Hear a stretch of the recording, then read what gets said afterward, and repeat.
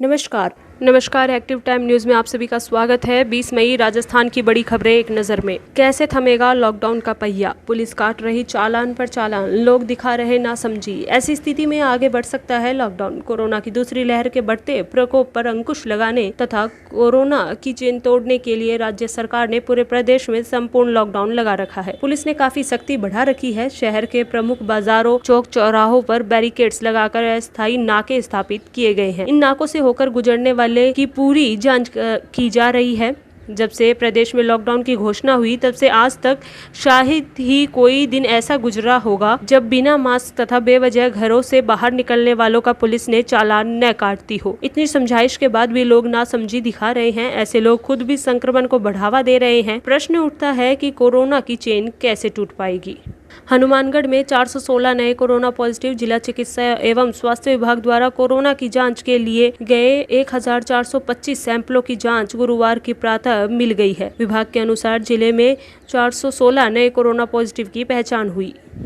Remdesivir कालाबाजारी मामले में जिला अस्पताल के बड़े बाबू के घर पुलिस की दबिश। लक्ष्य धूड़िया के परिजनों द्वारा एसपी को दिए गए ज्ञापन के बाद हुई कार्रवाई। जीवन रक्षक दवा रेमडेसिविर इंजेक्शनों की कालाबाजारी मामले में प्रकरण में उस समय जबरदस्त मोड़ आ गया जब उस प्रकरण में गिरफ्तार लक्ष्य धूड़िया के परिजनों ने जिला पुलिस अधीक्षक को ज्ञापन देकर इस प्रकरण में जिला अस्पताल के वरिष्ठ बाबू धीरज गहलोत व उसके पुत्र राहुल की भूमिका पर सवाल खड़े करते हुए उनसे भी पूछताछ किए जाने की मांग की। लक्ष्य धूड़िया के परिजन ने एक्टिव संदेश कार्यालय में भी आए तथा उन्होंने कहा कि उनके पुत्र लक्ष्य को धीरज गहलोत के पुत्र राहुल ने विश्वास में लेकर फंसाया है।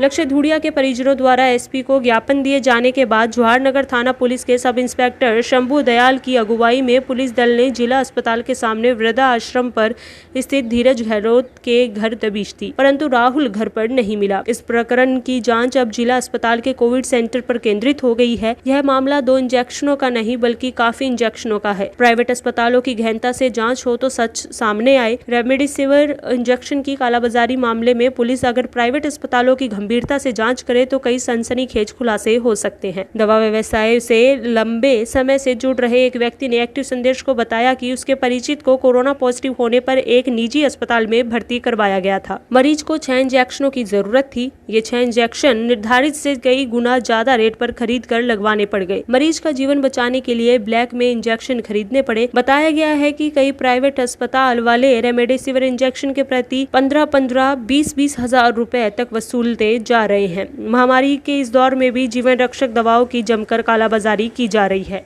रेमडेसिविर इंजेक्शन कालाबाजारी मामला। डॉक्टर की पत्नी ने दर्ज कराया स्टॉकिस्ट के खिलाफ मामला। पति पर फर्जी बिल पर साइन का दबाव बनाया गया। बीकानेर में रेमडेसिविर इंजेक्शन की कालाबाजारी मामले में अब नया मोड़ आ गया है। अब एक महिला डॉक्टर ने भी दवा स्टॉकिस्ट मित्तल फार्मा के मालिक कांति मित्तल के खिलाफ मामला दर्ज करा दिया है। आरोप लगाया है कि उनके पति पर फर्जी बिलों पर हस्ताक्षर का दबाव बनाया जा रहा है।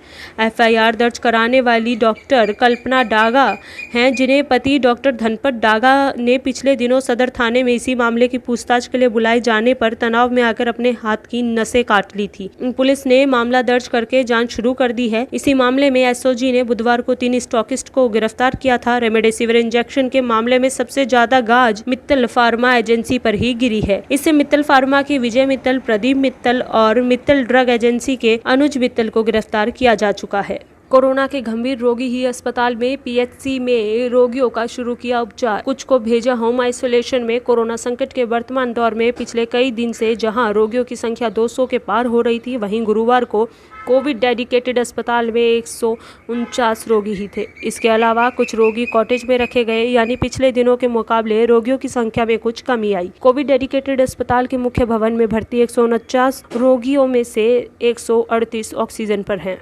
जैतसर में कोरोना में लापरवाही। 2 मौत के बाद भी सर्वे नहीं, तीसरी मौत हुई तो अधिकारी जागे। वीडियो को नहीं पता थे संक्रमण के आंकड़े, तुरंत नोटिस दिया। जैतसर के कस्बे के वार्ड 9 में एक ही परिवार के 3 लोगों की मौत के मामले में व्यवस्था में काफी कमी नजर आ रही है। एक ही परिवार में 2 लोगों की मौत के बाद भी गाँव में सर्वे नहीं किया गया। अब इसी परिवार के जयपुर में भर्ती मुखिया सेवानिवृत्त अध्यापक की कोरोना से मौत हुई तो प्रशासन जागा। जिला परिषद मुख्य कार्यकारी अधिकारी अशोक मीना गाँव में पहुंचे और कोर कमेटी सदस्यों से घटना की जानकारी जानकारी ली। गाँव में कोरोना पीड़ितों से संबंधित कई जानकारियों के बारे में ग्राम विकास अधिकारी से सवाल जवाब किए, लेकिन उचित जवाब नहीं दे पाने पर उन्हें नोटिस थमा दिया। अधिकारियों के दल में जिला परिषद सीईओ अशोक मीना, श्री विजयनगर की उपखंड अधिकारी प्रियंका बिश्नोई, कार्यवाहक तहसीलदार विनोद कुमार पुनिया शामिल थे।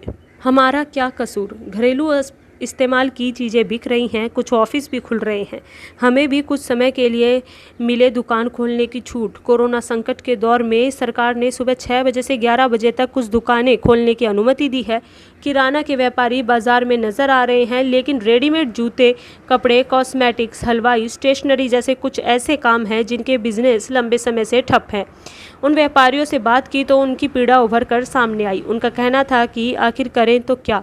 पिछले साल आया कोरोना, कुछ कमज़ोर पड़ा तो दुकान खुलने की उम्मीद बंधी, लेकिन अब फिर वही हालात हो गए हैं। दुकानदार खाली बैठने को मजबूर हो गए हैं। अब किराना व्यापारियों की अनुमति है तो हमें क्यों नहीं? हमने क्या गलती कर दी? तो हमें सुबह के समय से अलग शाम को 2 घंटे दुकान खोलने की अनुमति दे दो।